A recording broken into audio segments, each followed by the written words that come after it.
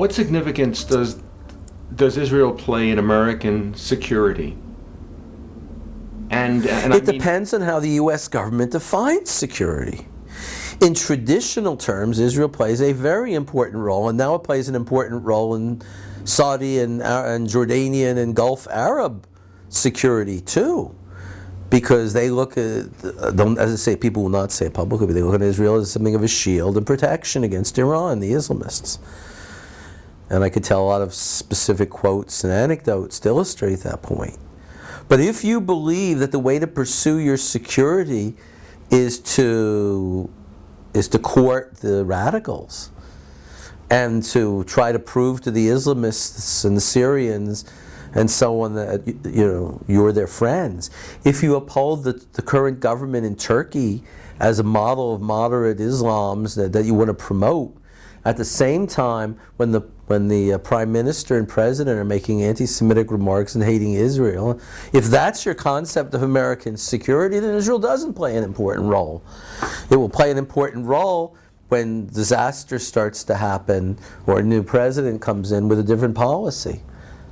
But the conception is so far off. I wrote a piece lately, I said, I dealt with a lot of Middle East experts historically, people born in the 30s and 40s particularly, and they hated Israel.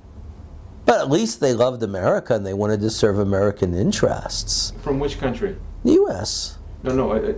U.S.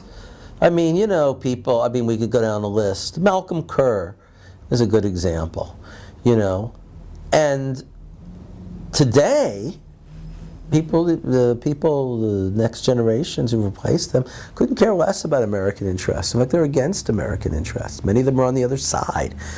So I can respect and get along with people who don't like Israel, critical of Israel, but who try to be good scholars and good analysts, and are sound on other issues. But now, one of the amazing things that's happened, almost unnoticed, is the takeover of large sectors by Islamists or pro-Islamists. Sectors of what? Media and academia, and even policy making. It used to be, if I would go to campus, there would be Arab students there who had studied in Arab universities, and they hated Israel, they wanted to argue. But they had some basis in facts. They knew the history, their own interpretation. You could have what we call an intelligent argument with them. And they used the methodology. Today, you go on the campuses and you meet people who are either Islamists or pro-Islamists.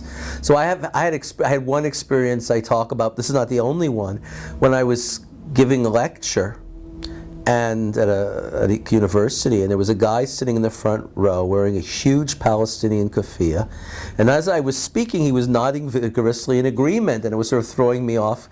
And afterward he came up and said, I support the Palestinian Authority, I support Abbas, I want to get a state, and all these people are Hamas supporters. Not people there, but the people he has to deal with the university. This has happened. And then of course the not too bright American students or graduate students who support them, who want to impose a totalitarian regime on these people, which is going to treat them a lot worse than Mubarak did, or whatever, as we see in Iran. So this has happened, and the Arab nationalists, the old kind of school, is like becoming rare. And you even see journalists and prestigious American newspapers that are becoming apologists for the Islamists. And by Islamists, do you mean Hamas? What I mean is Hamas and Hezbollah and the Muslim Brotherhood. Who are not just governments for those who are not if the New York Times has articles on Lebanon, and everybody or almost everybody ever quoted is a Hezbollah supporter, which the reader would know, which the Lebanese know. This tells you something.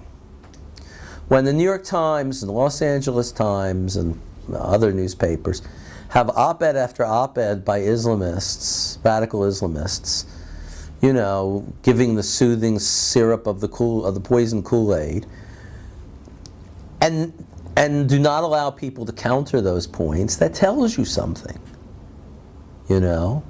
So, I would be, if you have somebody who says, I support the Palestinian Authority, Palestinians should have a state, Israel isn't giving enough, I can deal with that argument. But when you have people who say, oh, Hamas is moderating and really wants to make peace, this is just beyond anything we've seen before. What does Hamas want? Hamas wants to destroy Israel and have an Islamist state from the Jordan River to the Mediterranean, and then it wants to help, countries, similar groups in other countries overthrow their regimes. And there's this long-term concept of the revival of the caliphate. But for me, that's not the most significant thing. The most significant thing is like with communism. It's seize state power and govern according to your ideology, which means a lot of torture and concentration camps and repression. They're totalitarian systems. Yeah, Islamism is totalitarianism.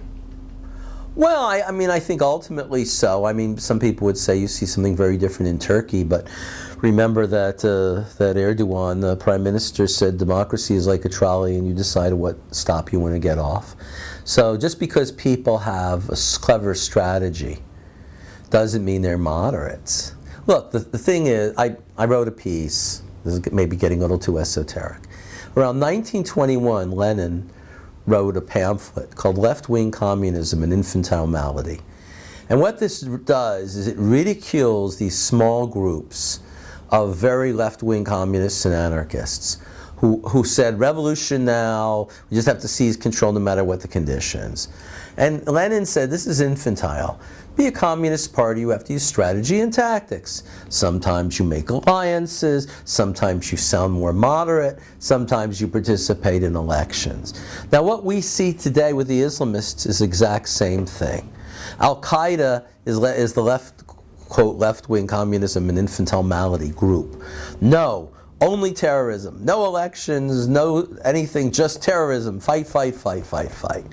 And then you get somebody like Yusuf al-Qaradawi, who's the leading ideologue of the Muslim Brotherhood, said, this is stupid. We maneuver. He said, we're not afraid of elections. We want to run in elections because we'll win. He actually said, he said, people are going to vote for these westernized liberals? Of course not, they'll vote for us. Again, I wouldn't leave out the nationalism factor, which he did. But so these people know how to maneuver. Now, that doesn't make them moderate. That makes them strategically and tactically flexible. It's not the same thing. And this is not the kind of thing you would suspect that I would have to explain to people. I think it would be pretty obvious. So it's the goal and the ideology and the tactic. So if they use social welfare, this doesn't mean that people said Mao Zedong was an agrarian reformer. It's not that they're really moderate people who just want to do social welfare. This is the way to build a mass base. If they don't use violence within Egypt, it's not because they're moderate, it's because they knew that the army would crush them. And they would send them to concentration camps as it did in the 1950s. So you've got to have some kind of sophistication when you talk about these movements and what they're doing.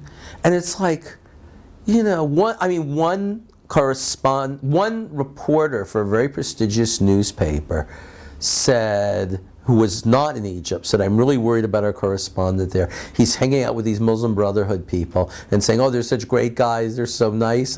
That's not what it's about. It's about seriously analyzing who these people are, what they want, and what they say in Arabic, and how they indoctrinate their people. How concerned are you about ideologues within the Obama administration trying to whitewash what you believe are Well, it facts? depends on who he listens to. But we saw that in the Egyptian crisis, he listened to these ideologues who have no real international experience and no knowledge whatsoever of the Middle East. I've done a detailed analysis of the internal conflicts in the administration. And you have a president who has no international experience and thinks he's an expert on Islamism and as an expert in Islam and stuff. Do you realize, people still do not realize the real significance of the Cairo speech. President Obama went to Cairo at the beginning of his administration. He made a speech. And most people think of that speech as basically trying to be nice to the Muslim majority world and so on. They insisted Muslim Brotherhood people be there. And they were invited. But that's not really the significant. In the Middle East context, that speech is incredibly important for a reason that no one else has pointed out.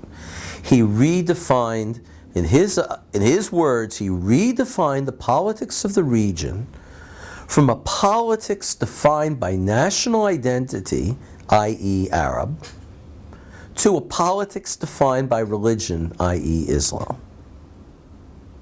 If you look at the speech, he accepts the notion that religion is going to be the dominant mode of identity. And if that's true, that's a disaster. And I don't think he had any idea. He had no understanding. I know people may disagree. I think he had absolutely zero understanding. So individuals have to decide, what is my principal identity? Is my principal identity being an Egyptian, in which case you're a nationalist, or a Muslim, in which case you may well be an Islamist? This stuff is important. So not that the Arab nationalists were always great people, either to their own people or to the U.S. or to Israel, but they're preferable to this group. And then they basically were supporting Mohammed al-Baradei, who was dependent. It was no secret. As a friend of mine in Cairo said, everybody knows he's dependent on the Brotherhood. And this was the guy they were pushing. It's just, and there's a lot of ignorance involved in this. Ignorance in ideology. For people who would like to stay informed directly with you, where can they find your publishing? Well, our main site is www.gloria, gloria-center.org. C-E-N-T-E-R. C-E-N-T-E-R. And my blog site is www.rubinreports, rubinreports.com.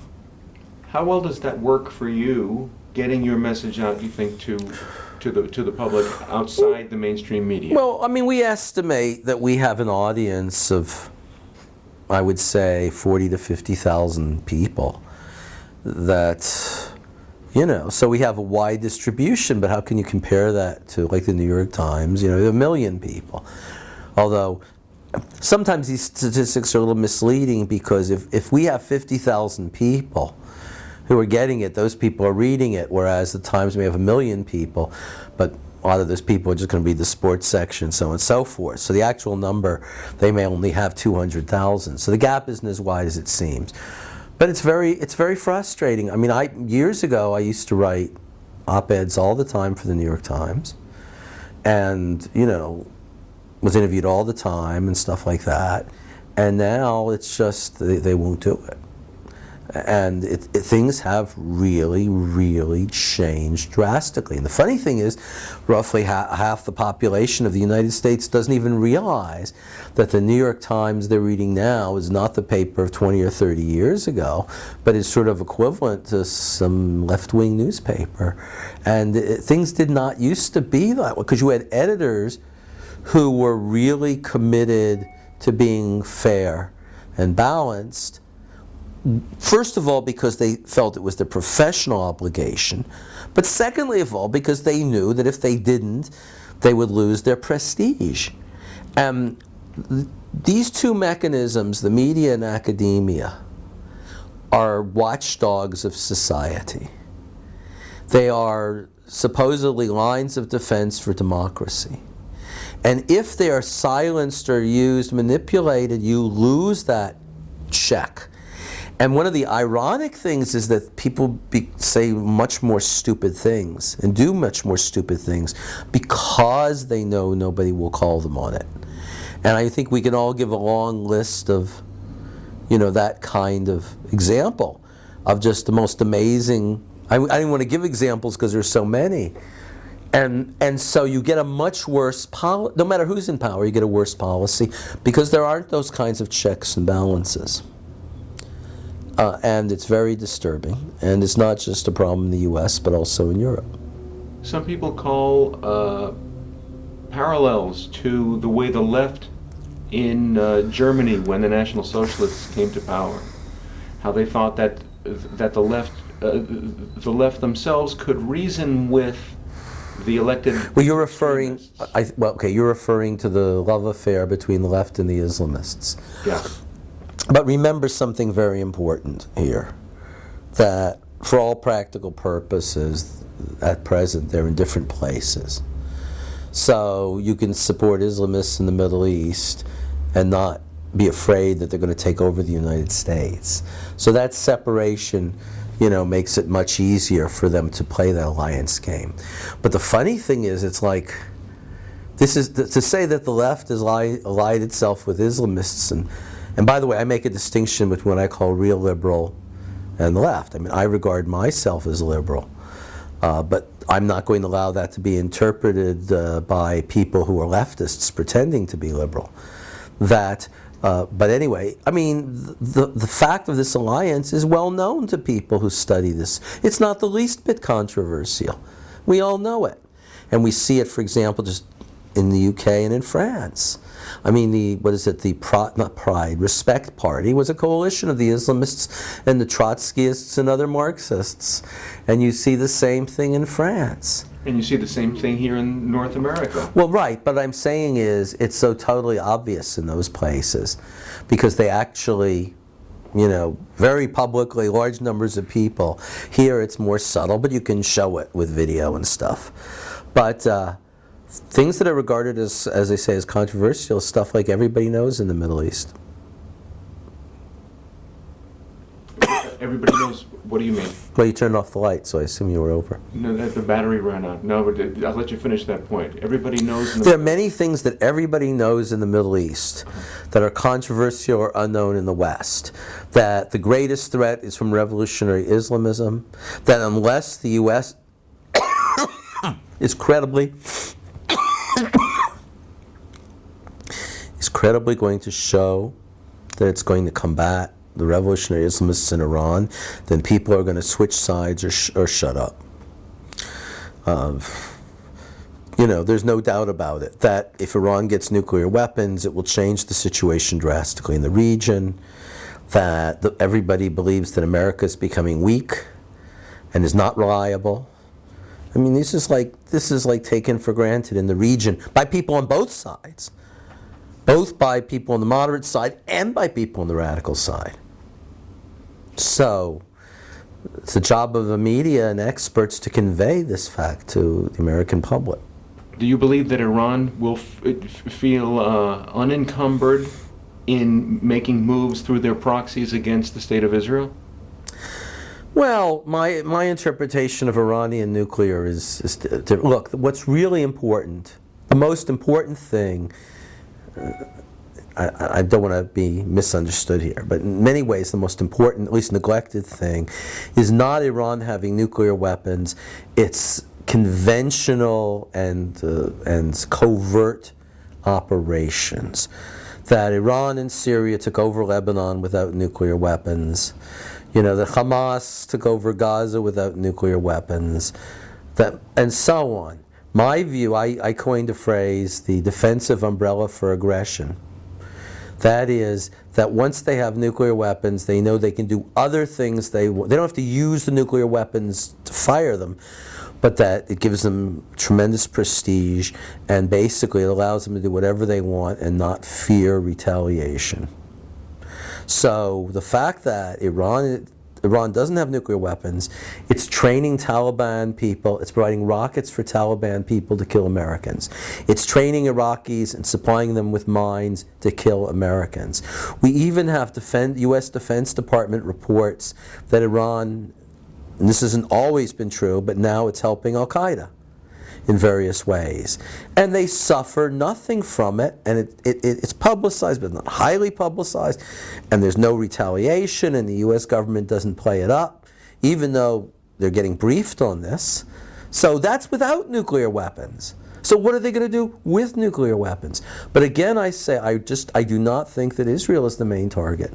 The main target is to overthrow the remaining regimes, the Jordanians, the Saudis, the Gulf states, and then when they have an Islamist Middle East, then they can go after Israel, and that's a ways off. But U.S. policy should not hasten that day. Saudi Arabia, would they go after Saudi Arabia? Look, Saudi Arabia is not going to fall easily, and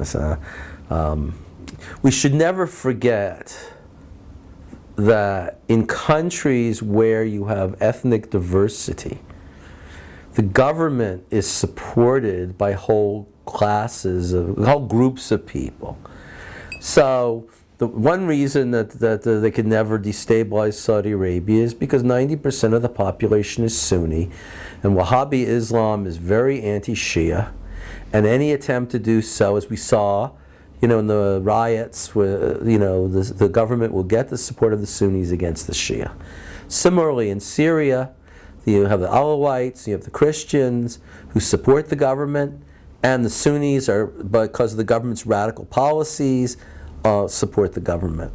So in Iraq, we're very familiar now with this communal aspect. In Jordan, you have the East Bankers and the Palestinians. Historically, the East Bankers have supported the government, although they've rioted over food prices. This is not a factor in Egypt. So that's, in a sense, a weakness of the Egyptian system compared to some of these other countries. All in all, would you consider yourself living as a resident of, you live in Herzliya, around Herzliya? No, Tel Aviv. In Tel Aviv. But as a resident of Israel, how optimistic or pessimistic are you? I'm very optimistic. Israel is, by modern, recent standards, relatively united. The economy is doing well. There's a lot of progress. I think people have learned a lot of lessons. The country can defend itself. Terrorism is down. Up until this point, our strategic position has been the best in history, because from 1948 until certainly 1980 and even beyond, Israel could have been attacked by all the armies of all the neighboring Arab states on any given day. I'm very optimistic about Israel. I'm pessimistic about Europe.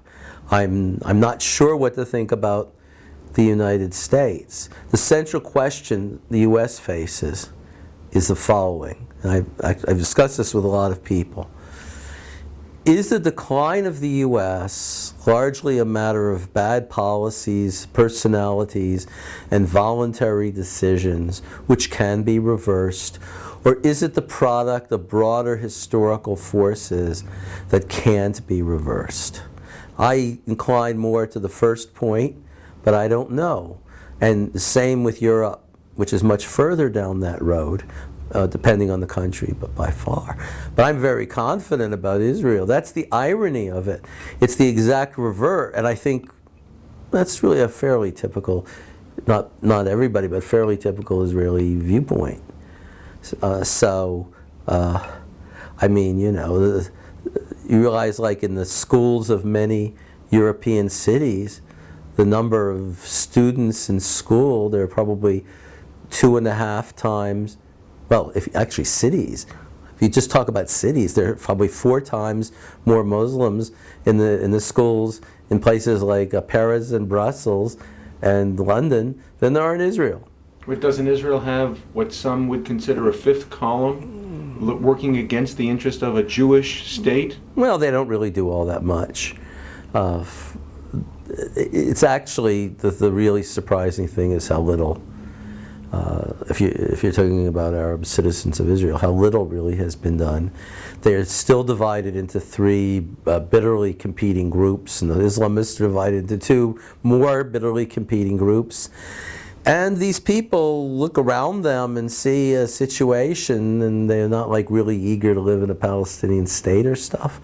I think they know how well off they are. So while there are definitely problems, it's easier to you know, mistake them from a distance. I don't think there's any country in the world that comes close to Israel in terms of people having all sorts of bizarre ideas about it. And I mean, one thing that comes to mind is when my kids are in school and all these people were saying, oh, look what the schools are doing and all this stuff they're doing. And I said, well, I'm sorry, you know, my kids are in school, they never see anything like that. You know, and I've written in my blog about, you know, what my son saw when he went to an American school for 1 year, which was, you know, I was just shocked. So I'm very confident about Israel and the future of Israel. But you see, well, here's how it works. The economic figures for Israel for the year 2010 were released 2 months ago. And they were spectacular. They were far better.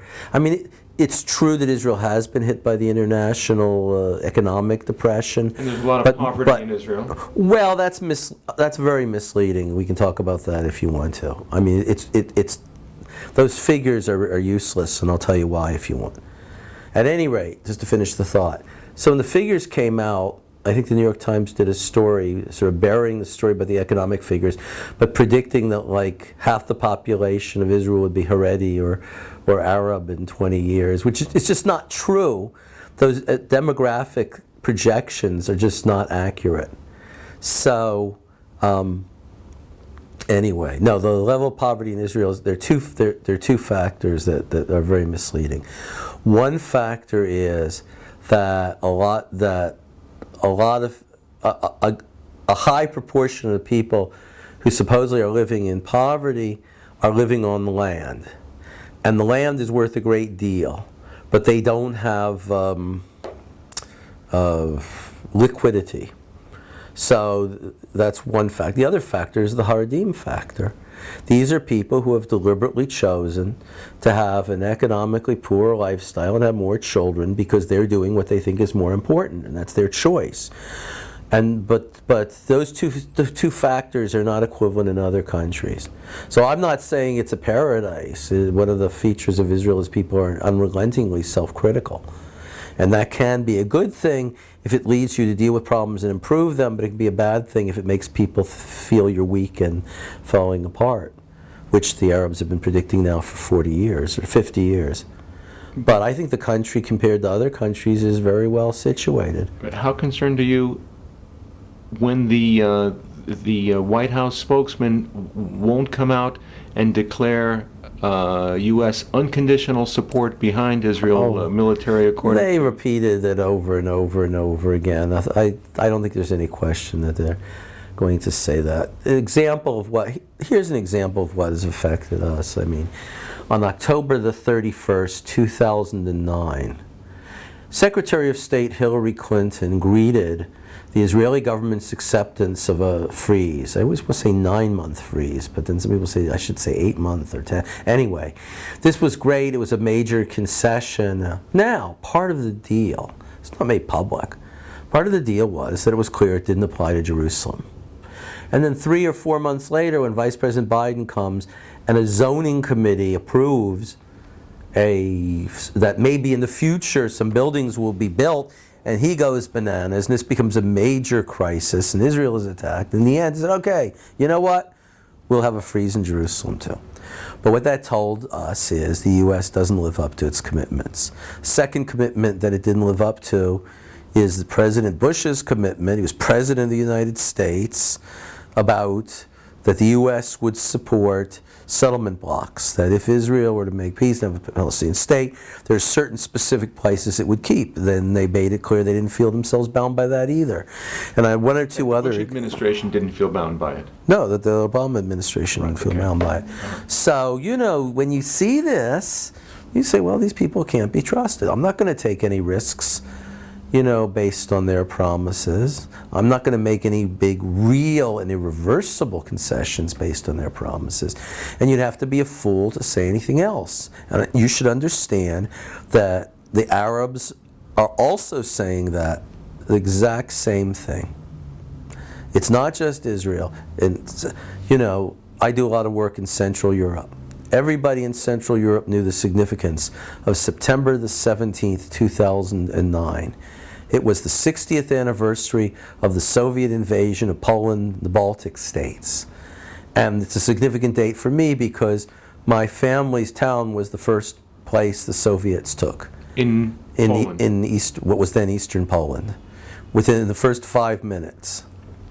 And relatives of mine were deported to Siberia by the Soviets, or relatives of mine were murdered by the Germans. Anyway, the point is this. It was on September the 17th, 2009, that the Obama administration decided, without prior consultation with the Poles and the Czechs, to cancel the putting of American anti-missile missiles in those countries. Those countries had gone out on a limb to agree to it because they knew it would make the Russians unhappy. Lithuania too? No. Poland and Lithuania? No, Poland and the Czech Republic. And the Czech Republic. Trust me. So, but the Lithuanians weren't too happy either. So what do you think they're saying? You know, what do you think others are saying? When South America, they feel the U.S. is doing more for, you know, Chavez's dictatorship than for them. This is not just an Israel issue. And in fact, if you look at this very good Wall Street Journal article that I quote extensively in my blog, it makes it clear. It says the Saudis and the Jordanians and other Arabs went to the State Department and stuff and screamed their complaints about the Obama policy. I mean, the king of Saudi Arabia during the Egypt crisis said, if you cut off aid to Egypt, and people didn't notice this, they didn't make a big deal of it. You cut off aid to the Mubarak government, we'll make up the $2 billion. Now that's a public dispute. The Saudis are the most cautious people in the world. And for them to go public and to diss the U.S., that shows how upset they were. So I don't look at this as an Israel, these are Israel issues. I think it's Middle Eastern issues. And I represent all of my friends in Turkey and Iran and Lebanon and other places, because as I say, we are facing a similar threat. And that's one of the things that's dramatically changed in the Middle East and is simply unrecognized in academia and by the American media. That the Obama administration has made U.S. Promises untrustworthy. As it made itself, it does not have credibility. And so what are the Saudis going to say when they say, oh, the Iranians are getting nuclear weapons, the Iranians kill people, you know, the Iranians do this and the Iranians do that, and America, well, yeah, we'll take their anti-missile missiles and early warning stations, but we're very close to Iran and we're very far from the United States, and we better make it a separate deal. And so they don't get angry at us because we, don't believe that this guy is going to defend us. That's the reality. Isn't that pushing Saudi Arabia into Iran's nest? Well, there are limits. There are big limits to how far they'll go. But, for example, nobody's going to make peace with Israel because the Iranians don't like it. Nobody's going to support U.S. efforts too much against Iran and Iranian nuclear because the Iranians won't like it. So these countries will not give up their independence. They will not accept becoming, colonies of Iran or clients of Iran. But they will do a lot of stuff short of that to buy off the Iranians. So if there's a revolution in Bahrain, and there's emergence of a Shia government, some of whom are heavily subsidized by Iran, do you think that American basing rights will continue to exist in Bahrain? It's a really clear question. And that's why the Assistant Secretary of State, I don't even know if they had White House approval, but basically went to Bahrain and said, we support you, and they're trying to, and when people, the opposition ask them to give them support, they say, go and participate in the meetings with the Crown Prince to work out a compromise.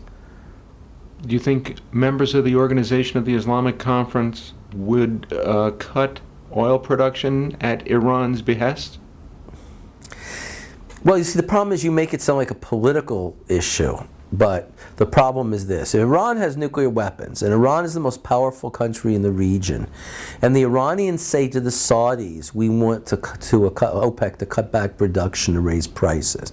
Would the Saudis resist in the way that they have in the past? Or would they figure, well, let's do what they want, we'll make more money, we'll lose on our investments, but we don't want to cross them because they are powerful. You know, this is an old story. This is an absolutely true story. This is from 1946, but it gives some feeling of how the Middle East works. I actually saw this in the State Department archives. I saw the dispatch. An American diplomat goes to meet an Iranian newspaper editor, and he says, why is it that you always criticize the United States and you never criticize the Soviets? And here's his exact reply, word for word. The Russians, they kill people. Now, this is a competition sometimes. On the one hand, it's a competition in intimidation, and it's a competition in support. So I should close with this story. It was absolutely true. The leader of the Druze community in Lebanon is Walid Jumblat. Walid Jumblat's father, who was the leader before him, was murdered by the Syrians, and we all know that. So Walid Jumblat hated the Syrians. And at one point, when there was a moderate government in Lebanon, he went on television, was interviewed, and the reporters said, is it true that you compare the president of Syria, Bashar al-Assad, to a dog? Which is a really bad insult in the world. And this is exactly what he said. He said, yes, I did, but I want to apologize. It was unfair to the dogs. Now that's what he said. This is a man who today has changed sides and went to Damascus and bowed down and is supporting the Syrians. And they asked him why, and he said, because they're going to kill me, and what are the Americans going to do for me? So this is the reality. This is how the game is played. So if you don't understand that, and you can't play that game, you're going to lose that game. That's the real world. And they don't care how nice you are to them or how much you praise Islam, and you're never going to convince, the people who hate you to like you. I did an article, was a deputy leader of the Muslim Brotherhood said, see, it's the stuff the stuff that's really important that people miss, but it's right there. He said the greatest threat is foreign intervention. What he's saying was, we want to keep America from having influence in Egypt. So this is the gratitude for the president saying, get gratitude. These people hate you, want to destroy you, and if you're kind to them, make concessions to them, they'll interpret it as weakness. Your enemies will interpret it as weakness, you may become more aggressive. Your friends will interpret it as weakness and give up or make a deal with the other side. Do I have to explain this stuff in the year 2011? That this is how diplomacy works? After a century and a half, 2 centuries of this?